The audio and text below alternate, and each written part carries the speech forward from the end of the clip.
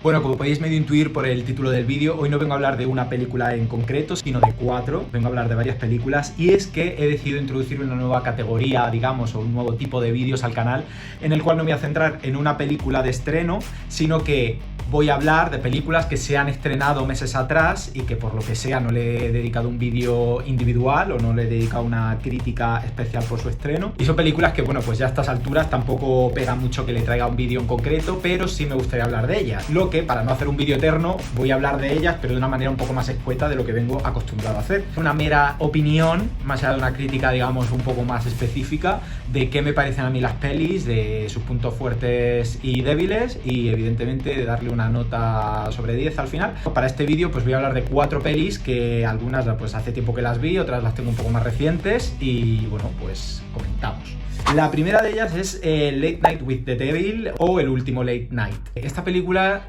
me gustó muchísimo en el sentido de que es una propuesta diferente y atrevida. Y a mí me encantan las películas que son diferentes y atrevidas. Me gusta mucho el concepto que tiene, ya que bucea lo que es el falso documental, ¿no? Enfocándose en lo que conocemos como un late night show, muy americano, muy de Estados Unidos, en el cual, bueno, ya sabéis que es este típico programa, en España también los tenemos, pero bueno, no están como tan popularizado, en el cual a altas horas de la noche suelen invitar a invitados famosos, o no tan famosos, anónimos, pero digamos que con características peculiares para entretener a una audiencia más bien nocturna. La película está protagonizada por David Dastmalchian, que es el que hace de presentador de este programa, que a mí me cautivó. A mí la verdad que de lo mejor de esta película, la interpretación de este señor, a mí me cautivó y desde luego sirve como un escaparate para que él se luzca actoralmente, porque la verdad es brutal lo que es la evolución, el arco del personaje, lo rico que está construido desde en un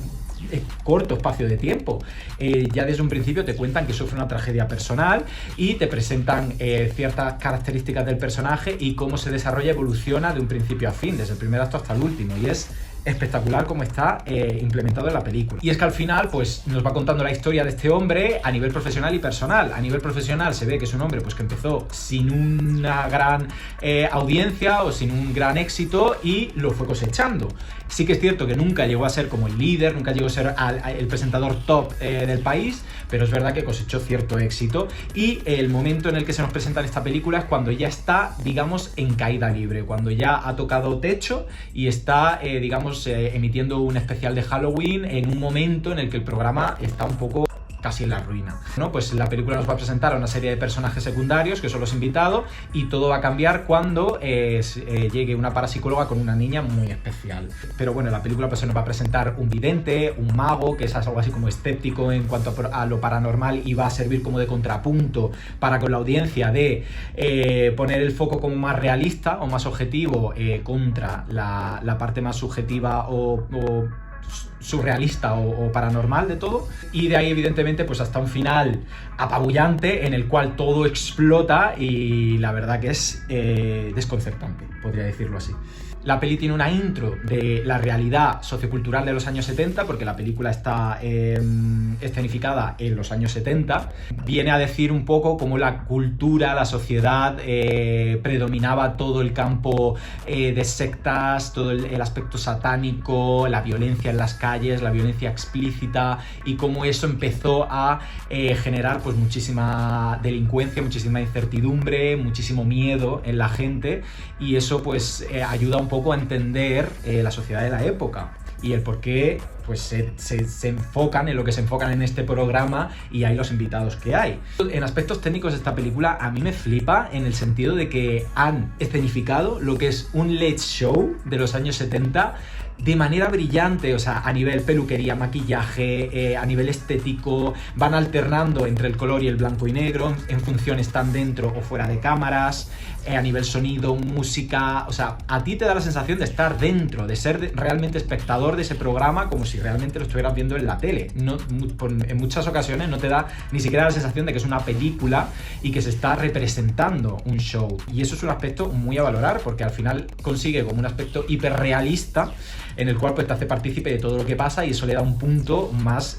siniestro en función de lo que va a ir ocurriendo. Y bueno, ya digo, no me voy a enrollar mucho más. A mí la película me gustó mucho, destaco sobre todo la interpretación, ya digo, de David Dalmatian, porque la verdad tiene un carisma que se come la pantalla y es, pues al final te da esa sensación y esa representación de lo que es un presentador de un programa al cual pues el público quiere, sabe controlar los tiempos del directo, tal, y es un personaje, pues ya digo, muy carismático y la verdad que hace muy buen papel. La película quizá yo le tenía incluso unas expectativas más altas y me defraudó el final en el aspecto de que no llega a romper o a innovar tanto como quizá a nivel de historia podríamos esperar, pero ya digo, como planteamiento de la película y en su puesta en escena, me parece que es una película que la compro y le doy un 7,5 sobre 10. La siguiente película de la que voy a hablar, de esta no me voy a enrollar tanto porque ya te digo que no me gustó, es El exorcismo de Georgetown, una película protagonizada por Russell Crowe. Tras el éxito que tuvo en El exorcismo del Papa,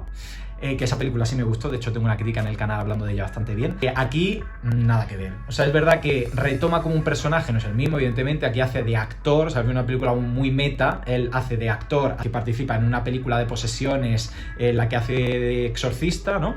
Y es una película que pues que tiene como mucha reminiscencia o intenta beber mucho de El exorcista, al final pues como todas las películas de exorcismos, ¿no? Pecan de eso. Y esta película se pasa de frenada porque no se ubica. O sea, es una película que siento que no llega a tener una personalidad propia o unas intenciones definidas. O sea, es una película que se está rodando dentro de otra película y juega mucho a eso de esta película representa, la película que se está rodando dentro representa lo que es la película real en sí. Un lío tremendo, pero bueno, un aspecto muy meta, ¿no?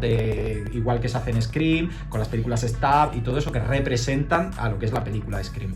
Pues aquí es un poco eso, y hay pues un director dentro que están grabando la película, que vende esa película como un drama psicológico en clave de terror, y al final la película esta no deja de ser eso, porque es un drama psicológico de un padre con un hijo, o con una hija, perdón. Hacen mucho hincapié en esa relación fallida del padre, interpretado por Russell Crowe, con su hija, y lo envuelven todo en un producto de terror que no funciona. Y más allá, en cuanto a relación interna del propio personaje, Russell Crowe, sus propios miedos, inseguridades, es un actor que está en crisis por completo, que no se ve capacitado para hacer el papel, que lo intenta, que está sufriendo, peleando con sus propios demonios internos. Entonces como que intenta jugar mucho aquí hay dramas familiares, hay dramas personales, pero no deja de ser una película de terror. Y es que al final no funciona ni de una forma ni de la otra. Es una película hiper fallida. No le puedo dar más de un 3. La siguiente peli de la que voy a hablar es Blood, de Brad Anderson, que es una película que yo la verdad no le tenía expectativas, apenas conocía de ella y justo la pusieron en Movistar Plus, bueno, una plataforma que tenemos en España, y le di la oportunidad de verla porque salía Skeet Ulrich, que al final pues yo no estoy acostumbrado a verle en bastantes películas. Para quien esté un poco despistado, es Billy Loomis de la saga Scream. Aquí tiene un papel hipersecundario, quien lleva el peso de la película es Michelle Monaghan, que es la protagonista, y bueno, la peli es un thriller de terror que nos viene a contar la historia, típica historia de madre que lucha por la custodia de sus hijos, que se mudan a una casa en medio del bosque, con un granero, una antigua granja, digamos, y pasan cosas raras, ¿no? O sea, planteamiento muy de película de terror estándar. Cuando ya se han instalado, de repente empiezan a sucederse comportamientos extraños, primero en el perro y luego en el hijo, y la madre, pues evidentemente va a pelear, va a hacer todo lo que esté en su mano, la madre es enfermera, va a hacer todo lo que esté en su mano por entender el comportamiento extraño de su hijo, por entender qué es lo que le pasa, porque el niño de repente cae muy enfermo, por intentar salvarle a toda costa y a cualquier precio. Solo diré eso. Es que al final lo mejor de la peli es la atmósfera que genera, porque al final genera una atmósfera súper turbia, súper asfixiante, súper tensa, en el sentido de que la familia se está derrumbando, el padre está metiendo presión por conseguir la custodia de los niños, la madre está peleando, haciendo todo lo posible por mantenerla, ve que se le escapa, que lo tiene todo en contra y aún así sigue adelante, digamos, saltando al vacío. Eso al final hace pues que empatices mucho con el personaje de ella, sientas su sufrimiento, su dolor, te preocupes por ella y lo pases mal como espectador. Y es que al final la peli está como envuelta en un halo de tristeza, incluso la fotografía, todo es tan oscuro, todo es tan deprimente, ves que no tiene salida, que todo va mal, que todo va a ir a peor. Y eso acompaña mucho pues al sentimiento de la propia protagonista y lo transmite al espectador. y al final pues tiene como un final muy Hitchcock, en el cual pues no se le da como una explicación muy clara, digamos, de qué ha pasado en torno a todo lo que ha ocurrido en la peli, y eso pues le da una sensación mucho más aterradora. Así que bueno, como película le voy a dar un 7 sobre 10 porque a mí me sorprendió, me entretuvo, me gustó y la recomiendo. Y ya para cerrar voy a hablar de The Watchers, que es la primera película de Ishana Shyamalan, efectivamente, la hija de M. Night Shyamalan, y en la cual pues la propia hija sigue un poco la estela del padre, y me vais a entender muy bien. La peli cuenta la historia de Mina, interpretada por Dakota Fanning. Yo hacía bastante que no la veía en una película, yo no sé si esta chica estaba retirada del cine, pero bueno, supone un poco su vuelta al cine de terror, que la verdad que la chica ha hecho poco, pero bueno, ahí está, y sin duda se lleva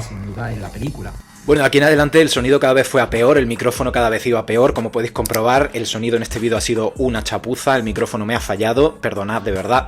intentaré que no vuelva a ocurrir, pero bueno, voy a continuar así en voz en off para comentaros un poco ya definitivamente esta película, no me voy a enrollar mucho, como os venía comentando, la película está protagonizada por Dakota Fanning, en la cual ella hace de Mina, que es una joven que queda atrapada en una cabaña a mitad del bosque, con 3 desconocidos, tras perderse en ese bosque. Cada noche son vigilados por unas misteriosas criaturas que están fuera a través de un espejo de esa cabaña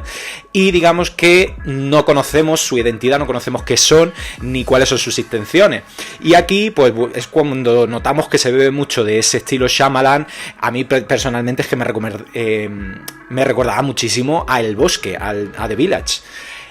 Con toda esta mecánica de las criaturas, de un espacio reducido en el que hay una comunidad, o en este caso unas personas que están atrapadas o conviven dentro de ciertos límites y que fuera de esos límites hay un peligro, en este caso representado a través de unas criaturas misteriosas de las que no conocemos prácticamente nada, y que el punto de la trama es ir averiguando qué son, por qué están ahí y qué buscan. Pues a mí la verdad que como punto de partida y lo que es la puesta en escena de toda la película, a mí me funcionan a las mil maravillas. La fotografía es sublime, se nota muchísimo el mimo, el cariño por hacer un producto convincente y en lo que supone un debut cinematográfico para esta directora en concreto, con la intención de trascender o de hacerse un nombre propio en la industria o sellar su propio estilo, evidentemente influenciada, ya digo, por su padre, que a su vez ejerce de productor y que la habrá guiado y asesorado en muchos términos. Ya digo, al final el estilo Shyamalan es patente, o sea, es que se huele en toda la película conforme la ves, en cuanto a los límites, plasmando ese constante suspense, esa atmósfera angustiante que te mantiene atento, que te mantiene interesado en la trama, que esperas llegar a conocer el final a través de un giro final que te explote la cabeza por completo. Y es que ahí es donde falla la película. Todo el planteamiento es prometedor, todo el primer acto y el segundo es muy bueno, es muy interesante, pero de cara al tercer acto y a la resolución final de la trama, todo se desmorona, porque al final resulta que es una idea vaga, mal ejecutada y que no permite rematar el producto de la manera tan redonda que podía haberlo hecho. Y es que al final, como propia heredera de su padre, pues acaba heredando sus propios errores, porque todos sabemos que Shyamalan no es el que fue y que peca muchísimo de ideas innovadoras, ideas frescas, pero que en el tercer acto se acaban desmoronando y quedando al final un producto bastante desangelado y sin mucho que aportar al género. Por tanto, bueno, como regreso de Dakota Fanning al cine está muy bien porque ella hace un buen papel, sinceramente, acompañada en este caso de Georgina Campbell, que a mí me gusta muchísimo desde que la vi en Barbarian, que aquí, bueno, se mantiene más bien en un papel secundario, pero ahí está. Y bueno, como yo soy de valorar el producto en su conjunto y no quedarme solo con el resultado final, yo creo que podía haber dado muchísimo más, pero la película tiene muchas virtudes, como bien os he ido diciendo, aunque al final se queda medio gas. Y por eso yo le voy a dar un 6,5 sobre 10, porque bueno, merece la pena un visionado y te la recomiendo. Y hasta aquí el vídeo de hoy, muchísimas gracias por estar ahí, lo siento muchísimo por los problemas de sonido que ha habido durante todo el vídeo, cualquier comentario os lo agradecería muchísimo, sabéis que os estoy leyendo como siempre por aquí abajo y por mi parte nada más, nos vemos en el siguiente vídeo, chao.